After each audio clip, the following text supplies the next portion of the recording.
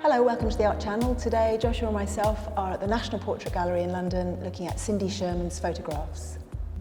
Cindy Sherman's untitled film stills from 77 to 80 are really her, I guess, most famous series of work. 70 images in which she mimics films, B-movies, Hollywood movies, European kind of art house movies, and stages the action herself. They are really interesting because they are so mysterious and ambiguous, and she points to things but never alludes to any particular movie, so they're very mysterious. So she's performing these roles, but they're unidentified roles, and she's inviting us to kind of project our own memories of cinema, to pick up the details in these pictures, to construct a scenario really, and they're full of stereotypes and cliches, but nevertheless at the same time evocative, aren't they, of particular characters and dramas. She talks about growing up and being a TV addict and watching movies and kind of having that as a kind of daily diet. So she is immersed in it, but obviously wants to make a comment on it. And of course, they're all her, they're all female, and they are the beginning of her challenging those cliches, those stereotypes of what women look like and what they do in movies. And there's a more sort of complex aspect because it really touches on the whole idea of drama, of a kind of fictional role that is being performed to us, whereby the character being observed is pretending to be unaware of our gaze, but of course they are also in control of our emotional responses. So it's a really interesting kind of set of relationships that she sets up.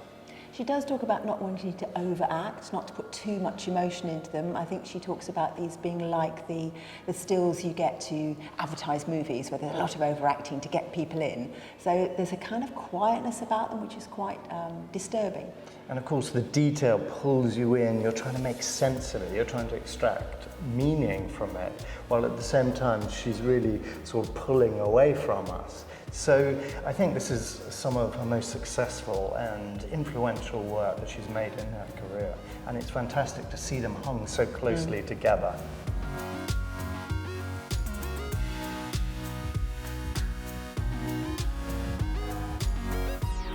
So Cindy Sherman is undeniably a feminist pioneer in the realm of art. Using the medium of photography, she's able to kind of explore and deconstruct stereotypes. It's hard to locate the real Cindy in any of these photographs because she's constantly performing a role, and the role is indeterminate. She invites you to project onto the images rather like a sort of tabula rasa. But these images, these photographs are quite powerful. They engage you. They're very reminiscent of the culture we live in today, but also, of course, going back over hundreds of years through art history, we can see ways in which women have been defined through imagery, in which they were not in control. And of course, the irony and the power lies in the fact that she has reclaimed control and presents herself in these sort of multifarious ways that effectively question the whole nature of art history and also of women in photography. Over all these decades, Sherman has predominantly made images of women, of herself, in all these different guises. I say herself, but she doesn't inhabit the people. They're not self-portraits. And she talks about working very intuitively, getting the props, getting the makeup, and seeing where it goes. Sometimes, she says, you can just see what happens. Stuff goes together, and you get an image, or you get a persona.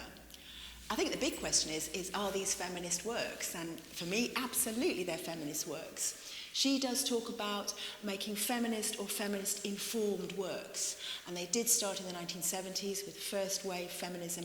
So of course they're about the place of women, the cliches that Hollywood produces of women, and now in the 2000s, where she's looking at the idea of the selfie, of Instagram, of image making, they're still relevant. They're amazingly relevant. They run through all of those decades. One of the highlights of this show are these society portraits made in 2008, and they mimic the type of formal commissioned portrait made by artists for patrons. And here we see an example of this body of work whereby this grand dame looking very sort of bohemian, it's a sort of faux bohemianism, with these long dangly earrings and this kind of ethnic styled long coat, is standing against a cloister here. And it really sort of satirizes this whole mode of portraiture.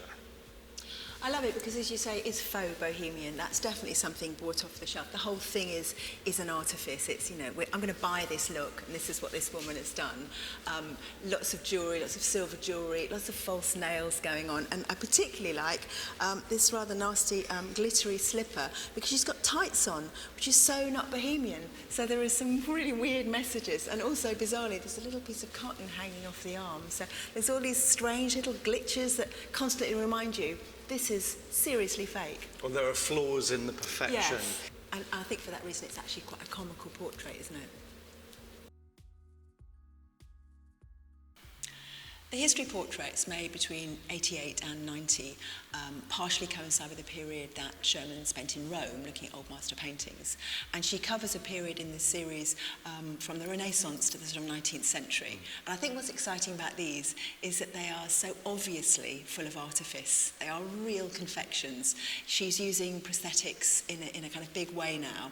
And she's not hiding the making. So you are complicit. You know they're fake, but they remind you of so many paintings you've seen in galleries. They really work.